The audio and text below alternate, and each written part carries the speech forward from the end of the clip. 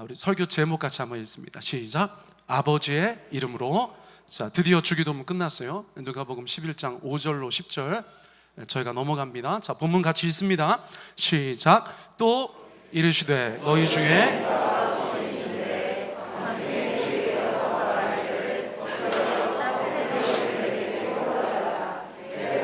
여행 중에 내게 왔으나 내가 먹일 것이 없노라 하면 그가 안에서 대답하여 이르되 나를 괴롭게 하지 말라.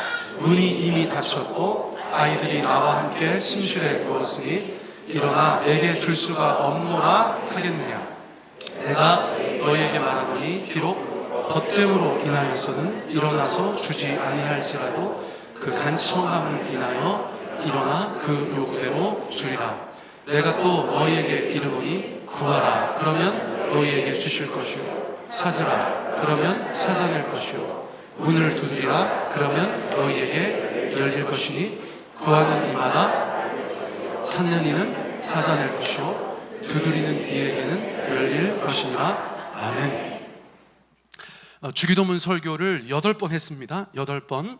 그렇게 꼼꼼하게 안 해도 되는데 본문 다가온 김에 제가 주기도문 중요하니까 우리 교인들께 조금 말씀드리려고 좀 장황하게 설교를 했어요. 8편은 저희 교회 홈페이지나 유튜브 채널에 올라가 있으니까 나중에라도 주기도문 궁금하시면 여러분들 주기도문 한번 살펴보셔도 좋겠다는 생각이 듭니다.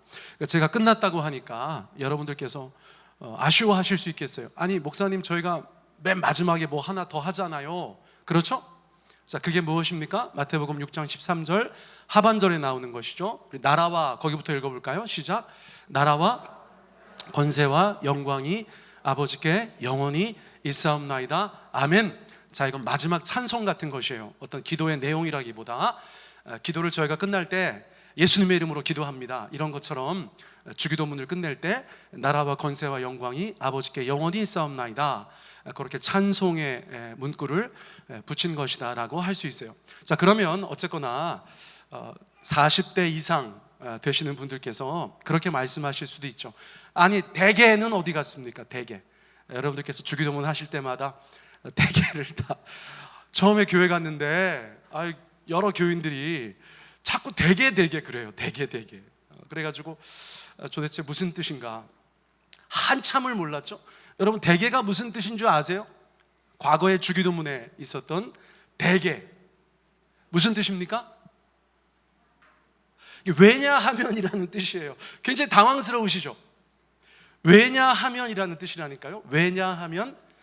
그런데 저런 말이 어디 있어? 한국말 사전에 대개라고 치면 대개, 전부는 아니고 대개는 그렇습니다, 그런 뜻만 나오지 왜냐하면이라는 대개는 없어요. 그런데 저것이 처음에 한국말 성경 번역할 때 중국어 성경을 참고했거든요.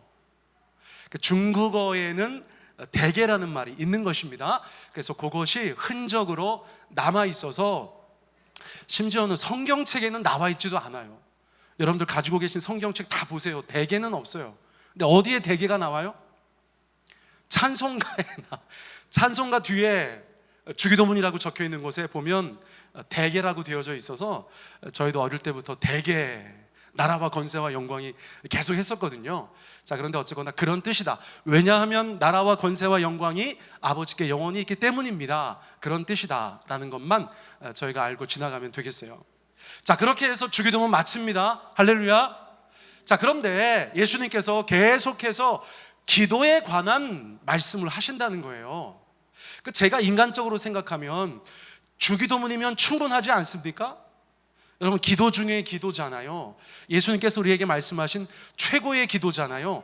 그래서 주기도문이면 다 될 것 같은데 예수님께서 보충 수업같이, 보충 설명같이 11장 5절 이하에서 다른 교훈을 또 말씀하신다는 거예요. 그런데 그것이 비유입니다. 비유.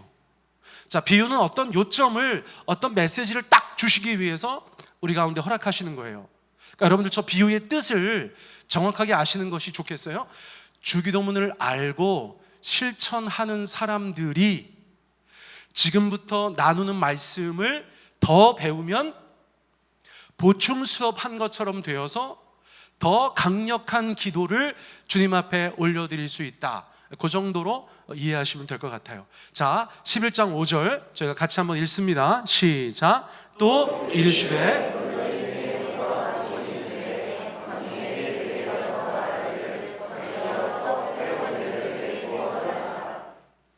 우리 자매님들은 이렇게 본문 말씀 읽자마자 짜증이 확 나시죠? 짜증 안 나세요? 짜증이 난다면 어떤 포인트에서 짜증이 나세요? 한밤중에 밥 다 먹고 설거지 다 하고 냉장고 정리 다 하고 식탁 다 닦고, 그렇죠? 자고 있는데 갑자기 친구가 와가지고 밥 달라고 한 거예요. 우리로 따지면 밥 달라고 한 것입니다. 벌써 그 정도만 얘기 들어도 이렇게 짜증이 나셔야 주부예요. 그렇죠? 예. 아니 밥을 몇 번 차려? 이거 얼마나 민감한 멘트인지 몰라요. 그렇죠? 그런데 심지어 친구가 밤중에 나한테 와서 야 친구야 떡 3덩이만 구워줘. 이게 어른이 먹을 밥 한 끼라고 할 수 있어요? 식사 한 끼라고 할 수 있어요? 그러니까 친구야 야 떡 3덩이만 나한테 줘. 그렇게 얘기했다는 것이에요. 그러니까 아닌 밤중에 적절치 않은 그런 요구가 있었다는 것이에요. 자, 왜 그래요? 이유를 한번 들어볼까요? 11장 6절 시작. 내 벗이 여행 중에 내게 왔으나 내가 먹일 것이 없노라 하면, 그 친구의 친구도 똑같은 놈이죠. 아니 좀 낮에 돌아다니고 밥 먹을 때 맞춰서 와서 밥 먹으면 얼마나 좋아. 너 오는 건 좋다 이거야. 그런데 왜 이렇게 늦게 와가지고 나를 괴롭혀 이렇게 얘기할 수 있을 것 같아요. 그래서 유유상종이다 저희가 그렇게 생각할 수도 있어요. 자, 그러자 이런 일이 벌어져요. 11장 7절 같이 읽어봅니다. 시작. 그가 안에서 대답하여 이르되 나를 괴롭게 하지 말라. 문이 이미 닫혔고 아이들이 나와 함께 침실에 누웠으니 일어나 내게 줄 수가 없노라 하겠느냐. 자, 잘 보세요. 한국 사람, 우리가 이미 한민족의 정서를 많이 뛰어넘어서 굉장히 서구화됐어요. 그렇죠? 여러분 100년 전에 저희 할아버지가 저 보면 뭐라고 하시겠어요? 넌 왜 그렇게 개인적이야? 이기주의적이야? 그렇게 하지 않으시겠어요? 왜 이렇게 집안에 대해서 관심이 없어? 그렇게 생각하지 않으시겠어요? 저희는 많이 서구화된 거예요. 그렇죠? 할머니는 뭐라고 하시겠어요? 야, 너 왜 그런 걸 먹고 앉아있어? 그렇게 얘기하지 않으시겠어요? 먹는 것도 너무 달라졌죠? 자, 그러니까 우리는 자꾸 서구식으로 생각해요. 우리가 한국 사람임에도 불구하고. 자, 잘 보세요. 여기에서 잘못하는 사람이 누구 같아 보이세요? 그가 안에서 대답하는 거예요. 야, 나를 괴롭게 하지 마. 문 이미 닫혔잖아.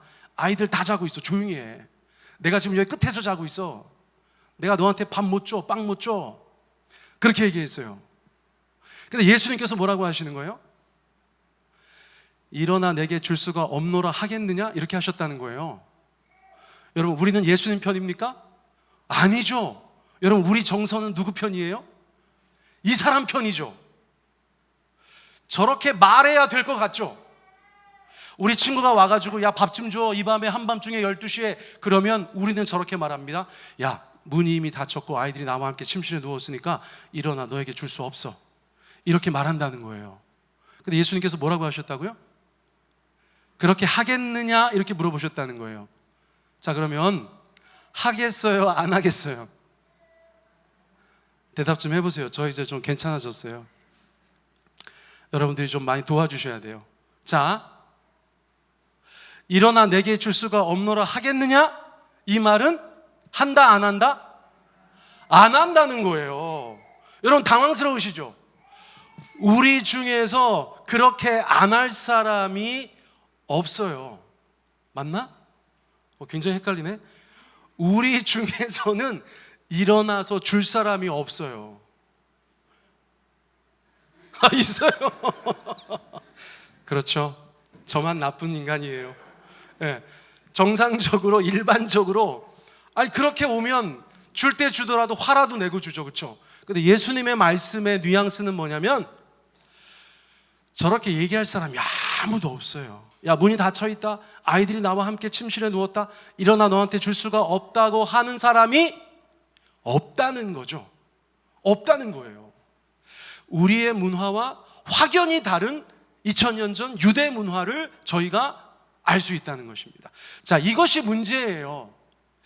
서양 신학자들이 저 말씀을 보면서 다 우리처럼 생각한 거예요. 누가 나쁜 놈이냐? 밤늦게 찾아와서 밥 달라고 한 인간이 나쁜 놈이다, 그렇게 본 것입니다. 그런데 예수님께서 말씀하시는 것은 무엇이냐면, 가상이라도 상상 속에서만이라도 누구든지 손님이 왔는데 문이 닫혀 있고 아이들이 나와 함께 침실에 누워 있어서 일어나 너한테 줄 수가 없다고 하는 인간이 나쁜 인간이라고 얘기하고 계시다는 거예요. 자, 여러분, 이 누가복음 11장 5절부터 10절까지를 이해함에 있어서 요 7절에서 누가 잘못하고 있는가를 아는 것이 가장 중요하다는 것입니다. 아시겠죠? 자, 우리네 생각으로는 밤늦게 찾아와서 예의 없이 무례하게 군 사람이 잘못한 것이지만, 예수님과 당시의 문화에서는 어떤 형태든지 그것을 주지 않으려고 핑계를 대고 있는 사람이 잘못하고 있다는 것입니다.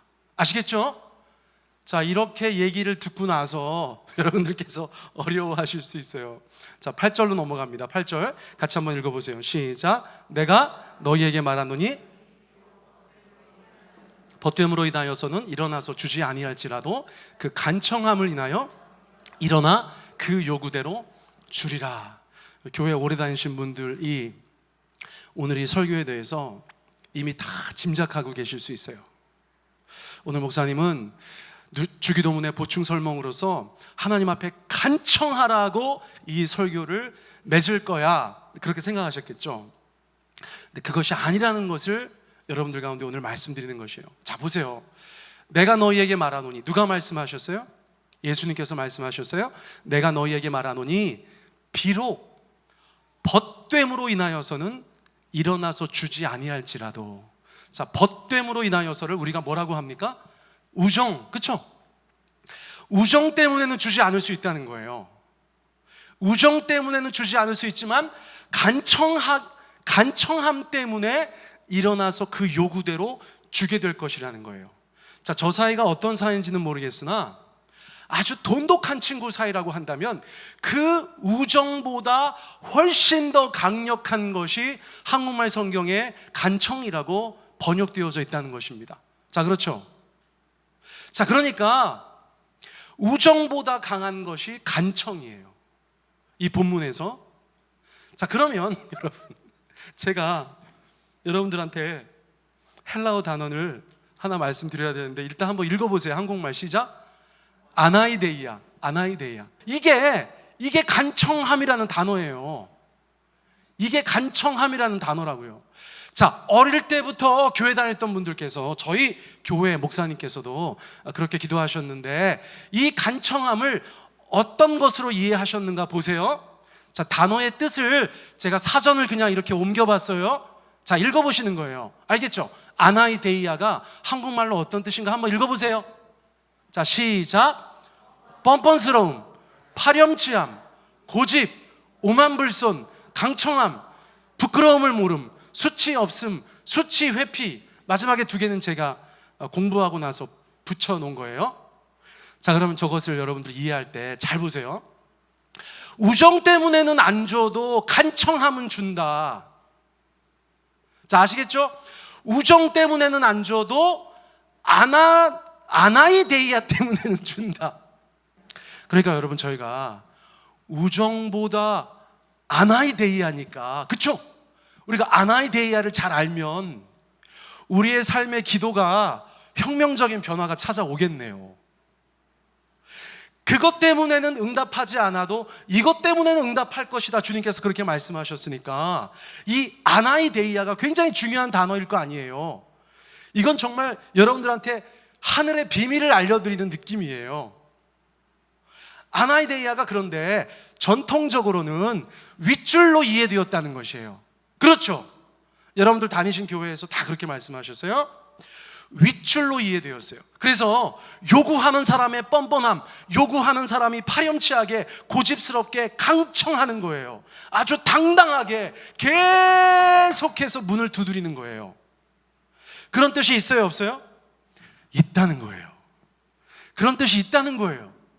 자, 그래서 우리 선배 목사님들께서 그렇게 설교하셨어요. 여러분, 저 은혜 많이 받았어요.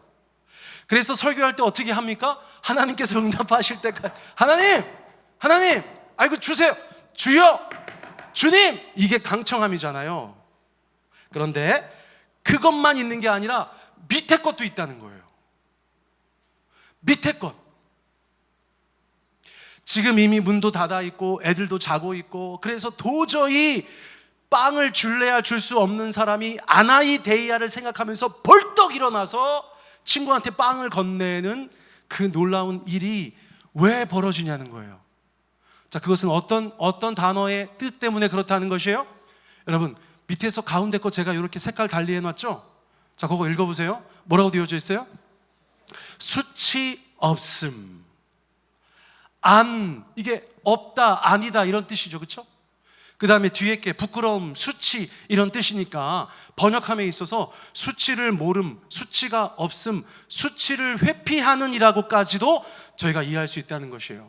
자, 요청하는 사람의 강청함이냐, 요청을 듣는 사람이 수치가 없게 하려는 것이냐의 차이가 있다는 것이에요. 자, 그래서 저는 중간에서 여러분들한테 말씀드려요. 여러분, 하나님한테 기도하실 때 강청하시기 바랍니다. 아멘. 누가복음 18장에 가면 또 말씀하세요. 항상 기도하고 낙심하지 말아라 하시면서 과부와 재판관의 비유를 말씀하시잖아요. 그것처럼 여러분들 주님 앞에 기도하실 때 간절히 계속해서 기도하시기 바랍니다. 그런데 하나님께서 수치 없음 때문에 응답하게 될 것이라고 말씀하신 것에 대해서도 여러분 생각해 보셔야 된다는 거예요. 지금 빵을 줄래야 줄 수 없는 상황이 너무나 분명한데도 불구하고 그 빵을 친구한테 줄 수밖에 없는 이유는 제자들의 관점에서는 100% 이해하는 것이라는 거예요. 너희 중에 그렇게 할 사람이 있겠느냐? 그러니까 제자들이 뭐라고 대답하는 것이에요?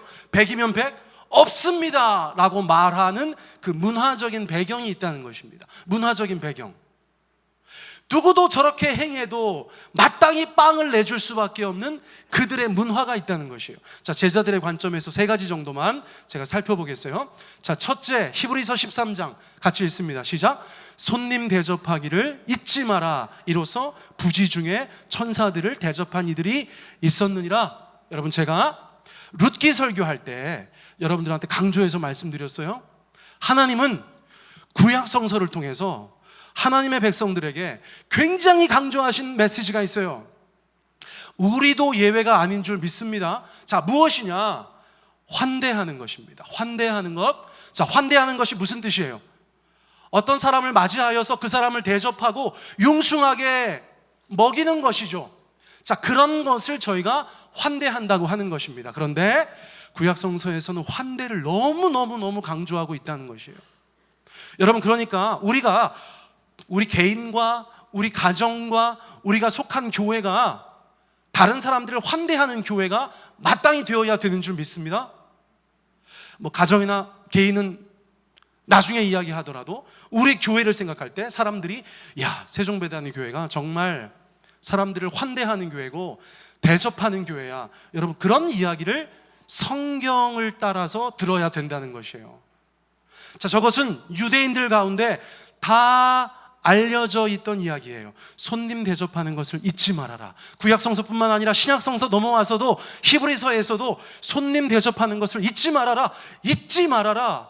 잊지 말아라. 꼭 기억하고 실천해라. 그렇게 말씀하셨다는 거예요. 유대인들이 성경을 통하여서 가지고 있었던 문화라고 할 수 있어요. 자, 또 한 가지 같이 읽어볼까요? 시작. 잠언 3장 2절, 8절, 28절 같이 읽습니다. 시작.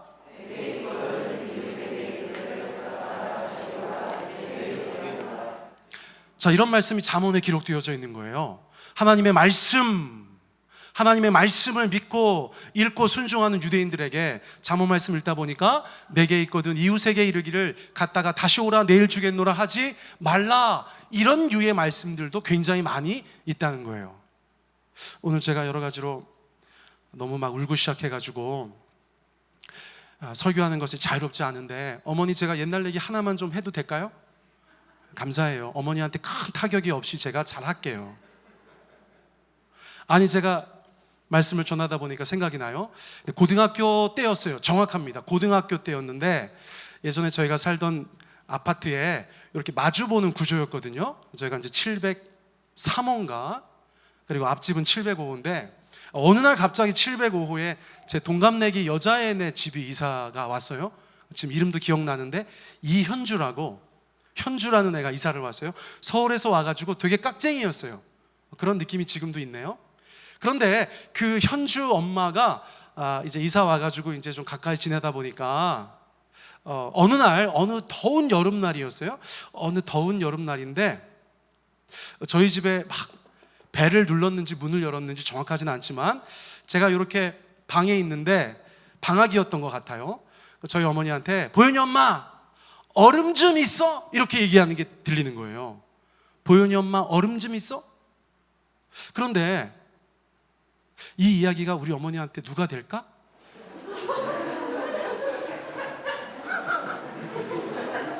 저희 어머니께서 현주 엄마 미안해 없어 이렇게 얘기하셨어요. 그런데 제가 좀 전에 냉장고에서 얼음 서너 개를 분명히 봤거든요. 얼음 서너 개. 여러분 지금같이 얼음이 흔하지 않았잖아요. 제 고등학교 때 얘기하는 거예요. 그러니까 얼음이 귀했어요. 맞아요. 너무 귀했어요. 그리고 저희 어머니께서 이제 더운 여름날이니까 제 생각에 당신 것을 생각해 놓으신 거죠. 조금 있다가 이제 믹스 커피 타서 얼음 둥둥 띄워서 드시려고 했던 게 분명합니다. 그런데 어쨌거나 저희 어머니가 현주 엄마 얼음 없어 그 말을 듣는 순간 제가 쓸데없이 이런 성경 구절들이 생각이 났어요. 그때는 하나님보다 엄마한테 더 잘 보여야 되는데 그렇죠? 그래서 제가 생각이 너무 짧았음을 인정해요. 어머니 기억 안 나시죠? 전 기억이 나요. 제가 막 문을 열고 나가면서 현주 어머니 얼음 있습니다. 현주 어머니 얼음 있어요. 제가 가가지고 막 제 친구 엄마니까 여러분 그 17살 18살 때 동갑내기 여자의 엄마 거의 장모님 같은 느낌이잖아요. 무슨 말씀인지 아시죠? 그 나이에. 그래서 얼음을 가지고 막 갖다 드렸는데 어머니 기억 안 나신다니까 조금 더 말씀드리면 그때 저희 어머니 표정이 살벌하셨어요. 저를 째려보시면서 나중에 그 말씀을 하셨던 거예요. 나중에 진짜 안 주려고 하신 것이 아니라 아니 내가 조금 있다가 믹스커피 타서 먹을 거 여러분 얼음을 얼리려면 얼마나 오래 걸립니까? 그렇죠? 어디 가서 사올 수도 없는 시대에 그래서 어머니 드실 거를 생각하고 나니까 있어요 없어요? 없는 게 맞죠. 없는 게 맞는데 문제는 뭐예요? 아들이 분위기 파악을 못하는 거죠. 아들이 분위기 파악을 못했어요. 그래가지고 그 순간에 제가 지금도 생각해 보니까 저희 어머니한테는 막 점수가 한 100점 깎이고 저희 앞집 아줌마한테 100점 정도 가산되는 그렇죠? 세상 쓸데없는 역사가 그때 있었다 그런 생각이 나요. 그래서 여러분 이런 말씀들이 어떤 사람의 마음에 들어있다는 것은 우리의 삶 가운데 실제로 어떤 영향들을 줄 수 있다는 거 아니겠어요? 제자들의 관점에서는 그런 것이에요. 그리고 여기서 가장 중요한 것입니다. 제자들의 관점에서 여러분 시편 25편 3절을 읽어보세요. 시작. 주를 바라는 자들은 수치를 당하지 아니하려니와 까닭없이 속이는 자들은 수치를 당하리이다. 시편 25편의 시인이 주를 바라는 자는 하나님 앞에 상을 받아야 될 거 아니에요. 그렇죠? 그렇죠? 하나님을 바라는 자는 하나님 앞에 상을 받아야 되는데 그 상이 뭐예요? 대답해 보세요. 수치를 당하지 않는 것이에요. 그런데 까닭없이 속이는 자, 사기꾼, 나쁜 놈 이런 사람들은 하나님 앞에 벌 받아야 될 거 아니에요. 그런데 그 사람들이 받는 벌은 뭐예요? 수치를 당하는 것이라는 거예요. 여러분 유대인들은 죽기보다 싫은 것이 수치, 부끄러움, 불명예, 망신당하는 것이었다고 제가 지난 고난 주간에 종료주일에 치욕의 십자가라는 설교를 통해서 여러분들 가운데 말씀드렸었어요. 예수님께서 이 십자가에 달리실 때 고통은 크게 두 가지 고통인데 하나는 육신의 고통이었다. 우리는 그것만 늘 생각하지만 성경 말씀을 가만히 읽어보면 예수님께서 육신의 고통을 두려워하는 것보다 훨씬 더 수치를 당하는 것, 치욕을 당하는 것, 모욕을 당하는 것, 부끄러움을 당하는 것에 대해서 두려워하고 계셨다는 거예요. 그래서 어쩌면 겟세마네 동산에서의 물이 피가 되는, 땀이 피가 되는 그 간절한 것은 육신의 아픔보다 수치와 부끄러움과 불명예와 망신에 대한 기도였을 수도 있다는 것을 제가 말씀드렸어요. 자, 이것은 우리가 잘 이해할 수 없을 수 있어요. 그런데 유대인들의 문화에서는 수치라는 것이 굉장히 중요한 것이었다는 것을 말씀드리는 것이에요. 자, 그리고 나서 아까 우리가 함께 나눴었던 여러분 그 말씀을 다시 보라는 것이에요. 이것을 주는 것은 환대의 문화 속에서 이 손님이 찾아와서 빵을 요구하는 것은 그 친구 한 사람만의 의무와 책임이 아닌 시대예요. 마을 사람들 모두의 의무이자 책임인 것이에요. 그래서 이 사람을 환대하지 못하면, 이 사람에게 빵을 주지 못하면 그 부끄러움은 빵을 못 준 친구나 빵을 내주지 않은 친구뿐만 아니라 모든 마을 사람들의 수치가 되었다는 것이에요. 자, 그런 시대, 그런 문화였다는 것이 중요하다는 것입니다. 그런데 이것을 모르는 사람은 아무도 없어요. 그래서 예수님께서 그렇게 할 사람 있어 없어? 그랬더니 제자들은 없다고 대답할 수밖에 없었다는 것이에요. 자, 그래서 무엇 때문에? 그 간청함이라는 것이 무엇 때문에?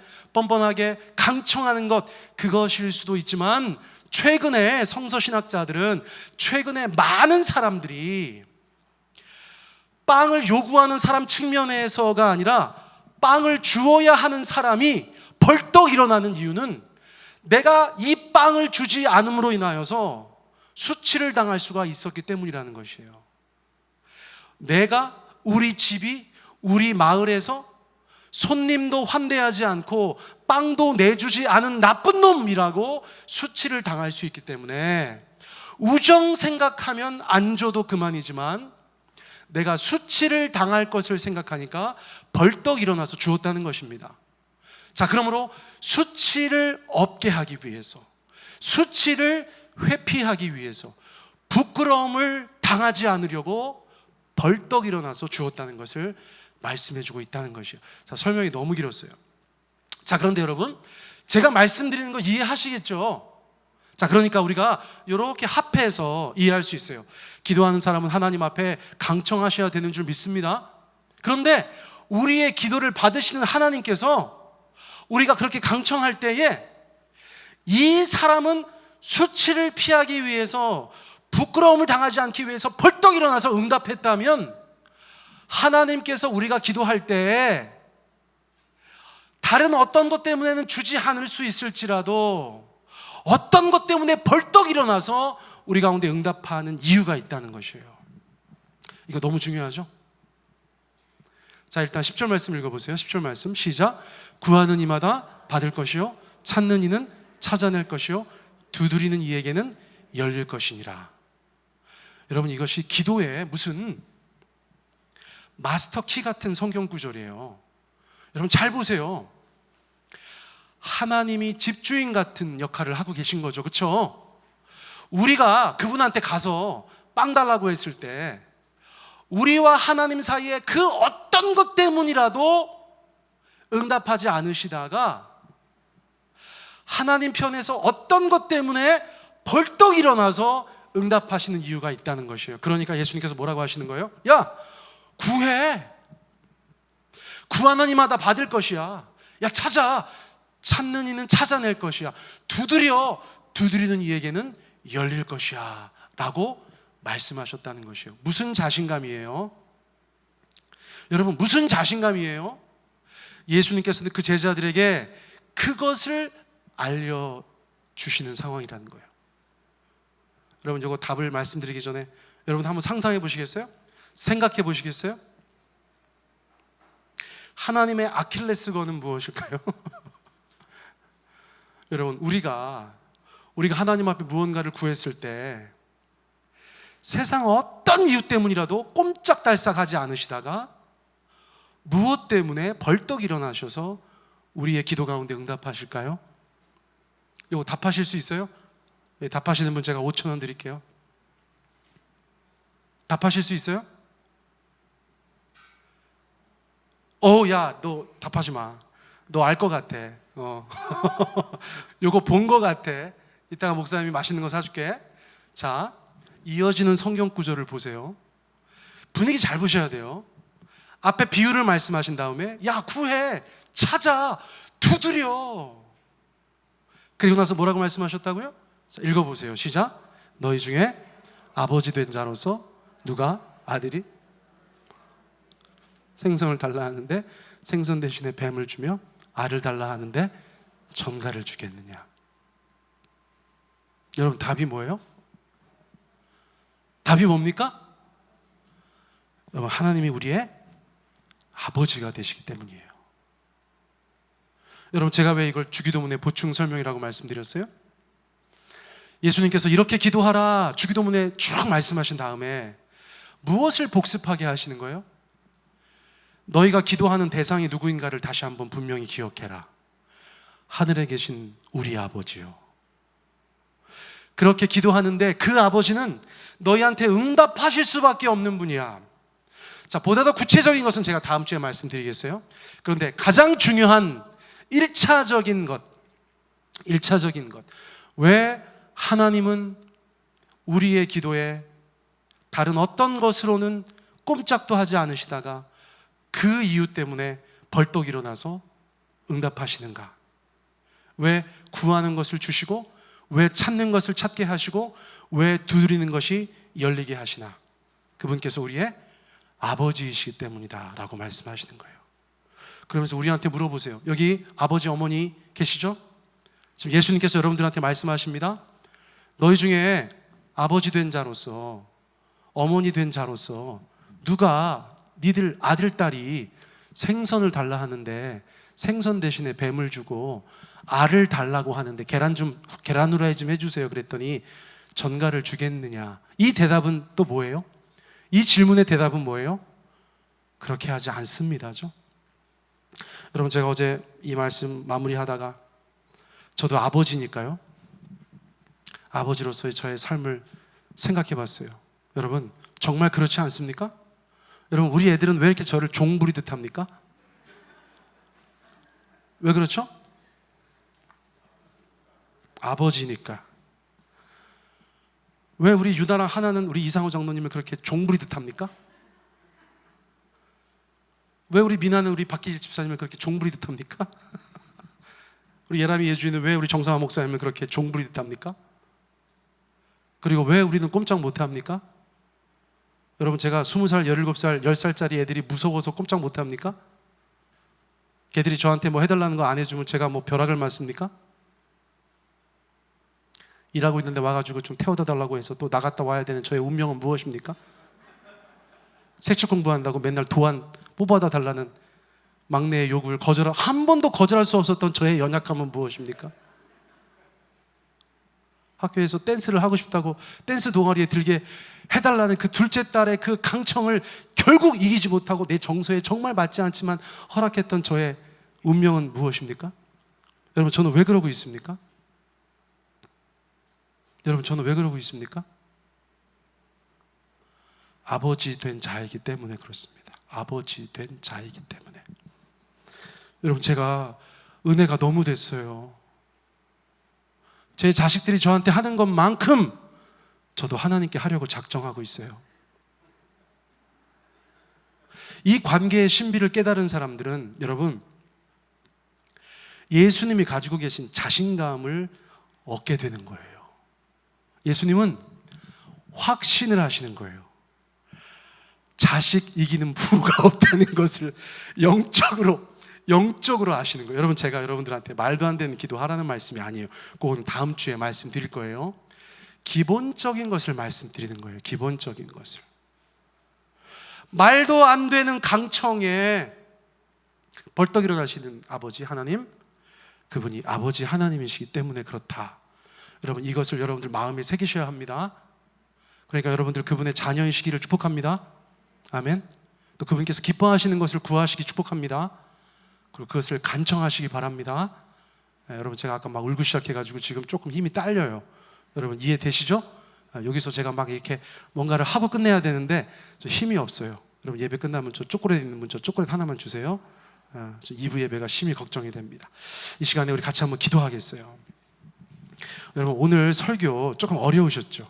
여러분, 제가 그럴 것 같았어요. 그럴 것 같았는데, 여러분, 이 설교 내용 자체는 굉장히 중요한 거예요.